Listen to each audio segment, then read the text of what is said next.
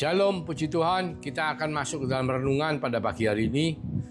Mari sebelum kita mendengarkan apa yang menjadi isi hati Tuhan, kita tundukkan kepala, kita berdoa. Tuhan Yesus, terima kasih untuk berkat firman-Mu. Hari ini kami boleh bersama-sama berkumpul di bawah kaki-Mu Tuhan. Tuhan urapi hati kami, jadikan hati dan kehidupan kami menjadi lahan untuk ditaburi oleh benih firman-Mu. Karena kami percaya ketika benih itu bertumbuh dalam hati kami, dalam kehidupan kami, maka kami bukan hanya mengerti Tuhan mengenai firman-Mu, tapi kami boleh menjadi pelaku-pelaku firman itu. Dan hidup kami akan menjadi lebih baik. Terima kasih Tuhan. Kami mengucap syukur, kami berdoa di dalam nama Yesus. Roh Kudus, urapi setiap daripada kami. Dalam nama Yesus. Amin. Puji Tuhan, tahun 2026 ini tema dari Sinode Gereja kami itu adalah mengenai menyangkal diri dan memikul salib ya. Jadi kita ambil di Matius 16 ayat 24 dikatakan, lalu Yesus berkata kepada murid-muridnya, setiap orang yang mau mengikut aku, ia harus menyangkal dirinya, memikul salibnya dan mengikut aku. Jadi mengikut Yesus itu bukan cuma sekedar kita hari Minggu datang ke gereja, kita melihat renungan online atau kita menyanyi menyembah.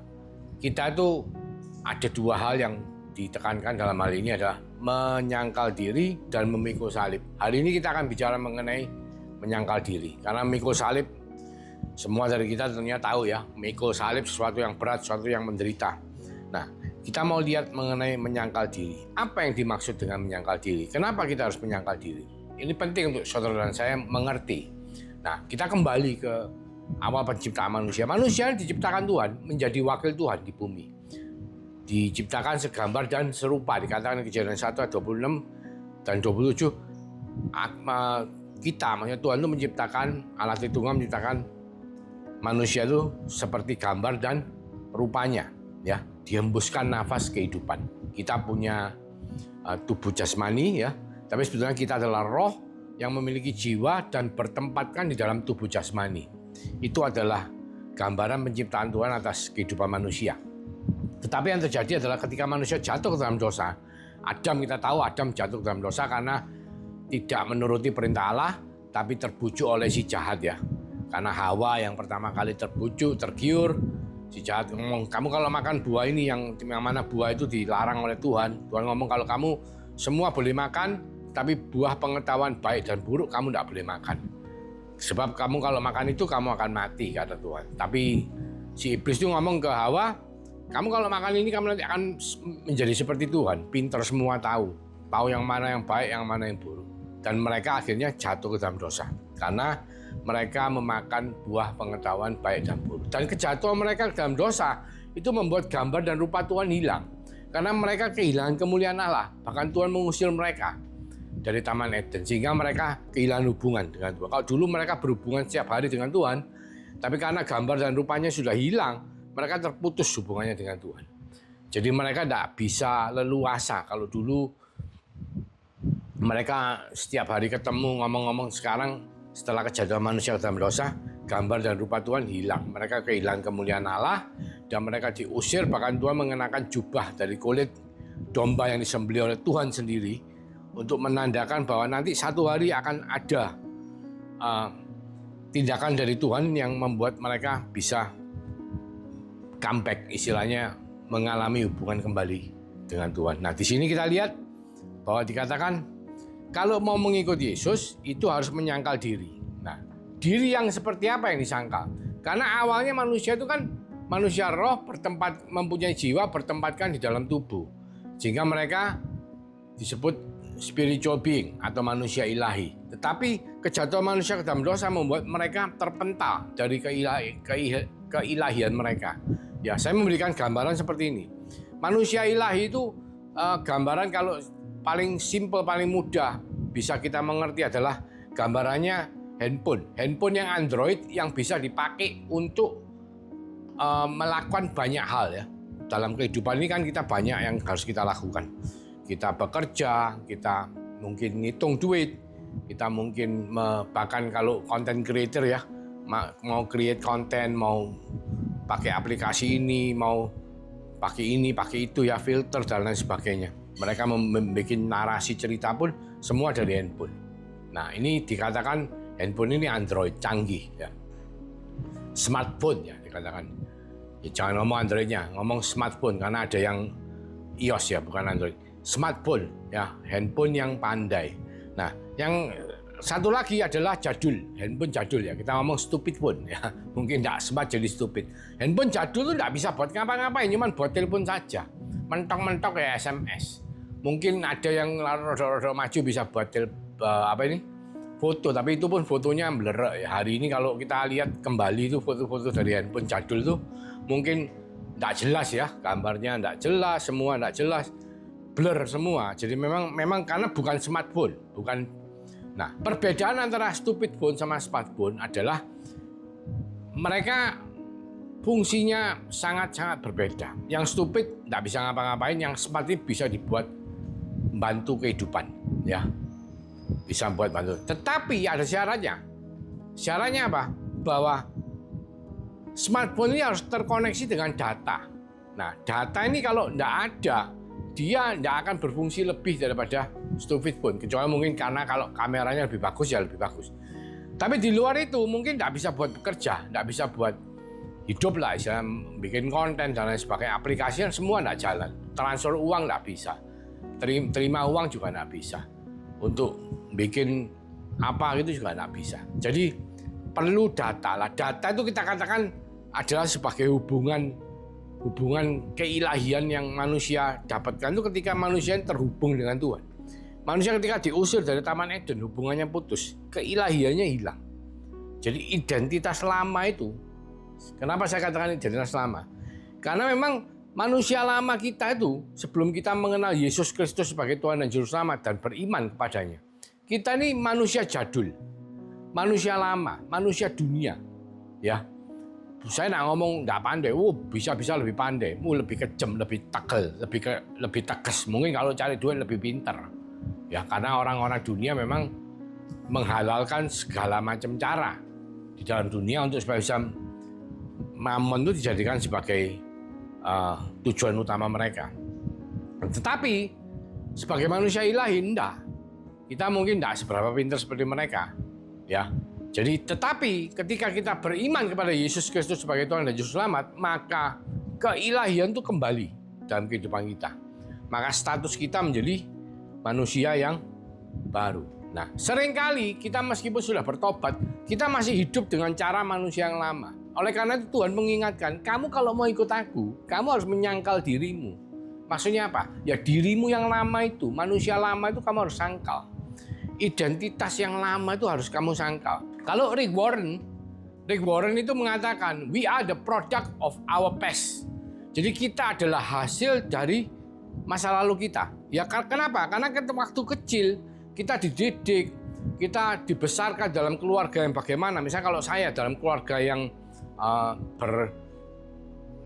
Chinese ya. Chinese itu kan kalau kita ngomong bicara secara budaya itu Jen ya, semua bicara mengenai duit. Jadi suami seorang laki-laki itu harus pandai cari duit, harus bisa menghidupi keluarganya dengan duit. Jadi meskipun tidak kumpul sama keluarga, tapi value-nya duit. Nah itu manusia lama. Kenapa? Karena memang value-nya kita dibesarkan seperti itu. Nah mungkin kalau suku lainnya mungkin dibesarkan dengan cara lain. Itu semua itu manusia lama. Tetapi ketika kita beriman kepada Yesus Kristus sebagai Tuhan dan Juru Selamat, kita menjadi manusia yang baru. Kita harus menyangkal diri kita. Manusia lama kita harus kita sangkal. Masih ingat di Lukas 15 ya, mulai ayat 11 itu kan bicara mengenai perumpamaan anak yang hilang. Dikatakan prodigal son itu anak yang rakus ya. Anak bungsu ini orang tuanya belum meninggal minta dibagikan warisan. Bawa keluar semua dihabisin berfoya-foya, bahkan dengan pelacur-pelacur dikatakan ya, itu kan berbuat dosa, berbuat zina ya, najis. Bahkan sampai akhirnya enggak bisa makan terus tinggal di kandang babi. Minta makanannya babi pun enggak dikasih. Berarti najis sekali, kehidupannya sudah gambarnya sudah negatif, duniawi banget. Tetapi ketika dia bertobat, dia datang kepada bapaknya, dia minta ampun, bertobat. Apa yang bapaknya lakukan? Bapaknya memberikan jubah yang baru. Jadi identitas yang baru, diberikan cincin yang baru, diberikan kasut yang baru. Itu menunjukkan identitas yang baru. Itu adalah gambaran bahwa kita harus sadar bahwa ketika kita mau ikut Yesus, kita tidak bisa bawa identitas kita yang lama. Ya, mungkin ngomong, oh ya pakai jubah baru, yang jubah yang lama tetap dipakai. Tidak bisa, jubah yang lama itu bau. Kalau tidak dilepaskan, disangkal, ditanggalkan, terus kita numpuk dengan jubah yang baru, ya tetap, biarpun jubah yang di luar jubah baru, jubah dalamnya jubah lama yang bau najis, itu nanti orang dekat-dekat kita bisa bau semua. Nah, itu gambaran dari menyangkal diri. Ya, dikatakan di Roma 8 ayat 14-15 mengatakan gini, semua orang yang dipimpin Roh Allah adalah anak Allah. 1. Sebab kamu tidak menerima roh perbudakan yang membuat kamu menjadi takut lagi, tetapi kamu telah menerima roh yang menjadikan kamu anak Allah. Oleh roh itu kita berseru, ya Aba, ya Bapa. Karena ketika manusia jatuh ke dalam dosa, mereka itu di bawah kuasa si jahat. Mereka itu sebagai budak dosa dikatakan. Dan semua orang yang belum mengenal Yesus Kristus dan beriman kepadanya sebagai Tuhan dan Juru Selamat, mereka semua adalah budak dosa. Dan saudara dan saya yang beriman, kita telah dijadikan anak-anak Allah karena hidup kita dipimpin oleh Roh Allah. Oleh Roh itu kita akan memanggil ya Aba, ya Bapa. Nah, itu sangat berbeda, saudara. Ya, di Galatia 3:26 juga dikatakan, sebab kamu semua adalah anak-anak Allah karena iman di dalam Yesus Kristus. Di Filipi 2:15, Rasul Paulus juga mengatakan, supaya kamu tiada beraib dan tiada bernoda sebagai anak-anak Allah yang tidak bercela di tengah-tengah angkatan yang bengkok hatinya dan yang sesat ini, sehingga kamu bercahaya di antara mereka seperti bintang-bintang di dunia. Jadi kita itu kalau mau ikut Yesus, kita harus menyangkal diri kita. Menyangkal diri berarti apa? Kita harus sadar bahwa kita sekarang adalah anak-anak Allah. Karena siapa diri kita itu sangat mempengaruhi bagaimana kita berinteraksi di dunia. Loh, sungguhan, saudaraku. Coba saudara bayangkan. Misalnya saudara ini statusnya sebagai orang yang terhormat, pejabat terhormat. Tentunya saudara tidak akan sembarangan memaki-maki orang di tengah jalan. Mungkin saudara makan tidak mau sekedar makan, pokoknya ngemper, saudara makan. Karena saudara punya satu identitas yang saudara harus jaga. Nah, di sini saudara diingatkan bahwa kita semua adalah anak-anak Allah, menjadi manusia ilahi, dan itu merupakan identitas kita yang baru, seperti di 2 Korintus 5 ayat 17 katakan, jadi siapa yang ada di dalam Kristus, ia adalah ciptaan baru, yang lama sudah berlalu, sesungguhnya yang baru sudah datang. Ya, jadi kita semua ini adalah orang-orang baru yang harus mengenakan dan sadar mengenakan jubah baru kita, identitas baru kita, yaitu apa? Dengan menyangkal diri kita yang lama, ya, manusia lama kita. Ya, contoh, saudara kalau mau lihat contoh dari Alkitab mengenai tokoh-tokoh Alkitab yang menyangkal diri, ya, kita ngomong satu, Yesus Kristus. Ketika berada di Taman Getsemani di Lukas 22 ayat 42 dikatakan, Tuhan Yesus berdoa, bukan kehendakku, melainkan kehendakmu lah yang terjadi. Memilih ketaatan kepada Bapa di atas keselamatan atas nyawanya sendiri. Jadi Tuhan itu yang statusnya sebagai satu daripada Allah Tritunggal. Yang kita ngomong ISO, ya. Katakan ISO itu setara, baik dalam kualitas maupun dalam kuantitas dengan Allah Bapa. Ya, karena Allah Tritunggal ini semua setara. Ya, dikatakan ISO, tapi dia mau mengosongkan diri. Supaya apa? Supaya dengan mengosongkan diri dia menjadi sepenuhnya manusia untuk supaya dia dijadikan korban sembelian. Supaya apa? Supaya dosa-dosa saudara dan saya ini diampuni ketika kita beriman kepada Yesus Kristus sebagai Tuhan dan Juru Selamat. Dan ini saudaraku, membuat Yesus menyangkal dirinya sendiri sebagai salah satu Allah Tritunggal dan menjadikan dirinya diri kosong untuk menjadi korban sembelian, supaya saudara dan saya boleh beroleh pendamaian atas dosa-dosa kita terhadap Allah Bapa. Ini pertama. Yohanes Pembaptis, contohnya, ia menunjukkan kerendahan hati dengan menyatakan bahwa Yesus harus semakin besar. Yohanes 3 ayat 30. Karena Yesus semakin besar, kitanya menjadi semakin kecil. Jadi sebagai manusia ilahi, ada kodrat ilahi, yaitu meterai Roh Kudus yang dimeteraikan dalam kehidupan saudara dan saya. Dan ketika kita menghidupi itu dengan menyangkal diri kita, manusia lama kita, kita menghidupi manusia baru kita. Roh Allah yang ada dalam diri kita, Roh Kudus, tidak mendukakan, tapi memberi makanan rohani yang cukup. Memberi firman Tuhan sebagai makanan rohani, memuji menyembah Tuhan selalu, punya disiplin rohani. Maka kita akan membuat diri kita menjadi semakin kecil, kita membuat Yesusnya semakin besar. Ya, itu proses dari menyangkal diri. Rasul Paulus dikatakan, Rasul Paulus ini seorang yang digadang-gadang menjadi ketua pengganti ya dari sekte pesantren yang dia anut, yang sangat terkenal pada zaman itu. Tetapi ketika dia mengenal Yesus, ya, meskipun dia sebagai orang yang digadang-gadang menjadi rabi, ya, menjadi guru besar, pengganti, tetapi dia meninggalkan semua itu, bahkan mengatakan semua itu di Filipi 3:7 adalah dianggap sebagai sampah. Setelah dia mengenal Kristus, yang sebelumnya itu semua dianggap menjadi sebagai sampah, karena tidak ada artinya semua. Jadi dia menyangkal dirinya yang berkuasa, dirinya yang powerful, yang mau jadi pengganti dari ketua pesantren waktu itu ya. Tapi dia ngomong bahwa mengenal Kristus adalah lebih daripada itu. Itu adalah ciptaan baru. Ya. Musa dia menolak disebut sebagai anak Firaun, tapi lebih memilih menderita, lari keluar, mengembala di padang gurun, dan akhirnya membawa bangsa Israel keluar dari tanah Mesir. Itu artinya menyangkal diri. Jadi saudara dan saya, mungkin kita sudah tobat tak tahu berapa lama. Saya dari 2007. Tapi percaya atau tidak, Tuhan itu begitu baik sama saya. Ketika saya setelah dalam pertobatan saya, Tuhan itu menjamah saya dan saya meninggalkan kehidupan lama saya. Dulunya kalau saya fokus dengan pekerjaan, fokus saya waktu itu target pencapaian saya harus tercapai ya, duit, semua hitung-hitungannya duit, rumah, kekayaan ya, usaha, terus keluarga, terus pribadi. Nah itu fokusnya ke situ. Tapi ketika Tuhan menjamah saya, Tuhan lahir dalam kehidupan saya bertemu dengan Tuhan, maka Tuhan membuat prioritas saya berubah total. Dan saya akhirnya meninggalkan itu semua, dan saya seperti Rasul Paulus katakan, meninggalkan status sosial, pendidikan, pekerjaan. Bahkan saya tidak terlalu ngurusi pekerjaan, puji Tuhan, karena kasih karunia Tuhan, pekerjaan-pekerjaan itu sudah ada yang mengurus. Tapi saya belajar untuk melayani Tuhan secara full time, ya. Mungkin bukan full time, tapi full heart. Jadi saya tiap-tiap hari itu tidak bingung ke kantor, tapi bingung doakan orang sakit, terus bagaimana saya bisa menghadiri ibadah, bisa melayani, sampai terakhir mengajar, bahkan membagikan firman Tuhan, terus mengembalakan, dan melayani orang-orang yang membutuhkan. Dan itu terjadi sejak dari hari kelahiran saya, 2007, sejak dari Tuhan menjamah saya. Dan itu membuat saya mau dan rindu bisa membagikan apa yang saya rasakan kepada saudara pada hari ini. Jadi kita harus belajar untuk menyangkal diri kita.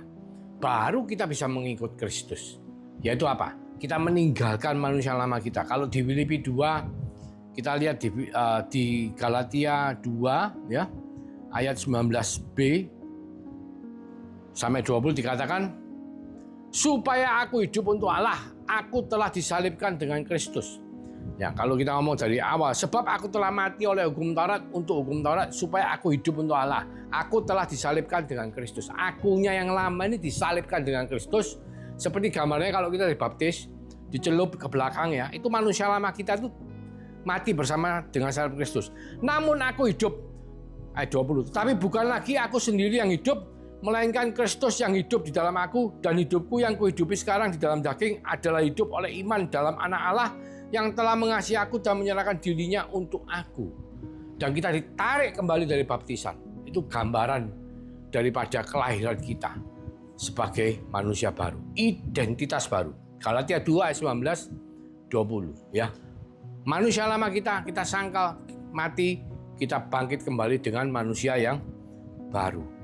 Dan ini saudaraku, penting untuk saudara dan saya bisa bukan cuma mengerti, tapi kita menjalani dalam kehidupan kita. Ya, seperti 2 Petrus 1 ayat 4 dikatakan, dengan jalan itu ia telah menganugerahkan kepada kita janji-janji yang berharga dan yang sangat besar, supaya olehnya kamu boleh mengambil bagian dalam kodrat ilahi dan luput dari hawa nafsu duniawi yang membinasakan dunia.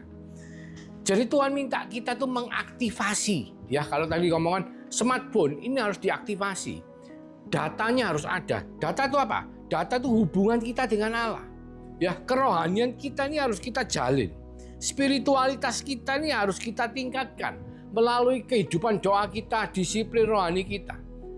Dengan cara itu maka kita bisa mengaktifasikan identitas baru kita dan kita bisa menyangkal diri kita. Amin. Karena menyangkal diri itu tidak segampang apa yang dikatakan. Ya, Rick Warren mengatakan, we are the product of our past. Ya, kita menjadi besar kan butuh proses berapa puluh tahun. Saya di jamaah Tuhan pada tahun 2007 ya mengalami kelahiran baru, berarti ya umur saya sudah 42 tahun. Berarti selama 42 tahun sebelumnya saya hidup di dalam identitas sebagai manusia lama. Ketika saya mengalami kelahiran baru sebagai anak Allah dan Tuhan menjamah saya supaya untuk saya mengikut Yesus, karena saya mau mengikut Yesus, maka saya belajar untuk menyangkal diri. Bahkan mungkin sampai hari ini pun saya tetap tiap hari belajar untuk menyangkal diri. Sebab menyangkal diri itu merupakan sebuah proses. Dikatakan, bahkan kita kalau lihat di Lukas 9 ayat 23 itu, dikatakan kita harus melakukan setiap hari. Jadi menyangkal diri itu setiap hari, saudara. Bukan cuma sekali seminggu kita waktu ke gereja kita menjadi manusia baru. Tapi Senin sampai Sabtu kita menjadi manusia lama. Enggak, setiap hari. Jadi mari saudaraku, siapapun kita, siapapun Anda, apapun jabatan Anda di masyarakat, di keluarga, di dunia, tanggalkan itu. Datang kepada Yesus. Kenakan identitas baru dari Tuhan. Yaitu apa? Sebagai anak-anak Allah. Anak-anak yang dikasihi. Dikatakan, kita kalau lihat ya, di Matius 3 ayat 17, firman Tuhan mengatakan, lalu terdengarlah suara dari surga yang mengatakan, inilah anakku yang kukasihi, kepadanya lah aku berkenan. Itu kepada Tuhan Yesus. Dan Tuhan Yesus adalah yang sulung. Saudara dan saya adalah yang bungsu. Adik-adiknya semua. Berarti apa? Berarti Tuhan Allah juga mengakui bahwa kita semua adalah anak-anak yang dikasihi oleh Bapa di surga. Dan itulah status identitas daripada saudara dan saya di dalam Tuhan. Jangan kita lupakan itu. Mari kita berdoa. Terima kasih Tuhan Yesus. Mengingatkan kita bagaimana kita harus belajar untuk menyangkal diri kita karena kita semua mau untuk mengikut Yesus. Dan kiranya berkat daripada Allah Bapa melalui kasih karunia pada Tuhan Yesus Kristus yang akan mengaruniakan Roh Kudus-Nya yang selalu melindungi, menuntun, memimpin, menolong setiap daripada kita supaya kita bisa mengikut Yesus mulai dari hari ini sampai Engkau datang kedua kalinya, bahkan sampai Maranatha. Di dalam nama Tuhan Yesus Kristus kami mengucap syukur, kami berdoa. Haleluya. Amin. Tuhan Yesus memberkati.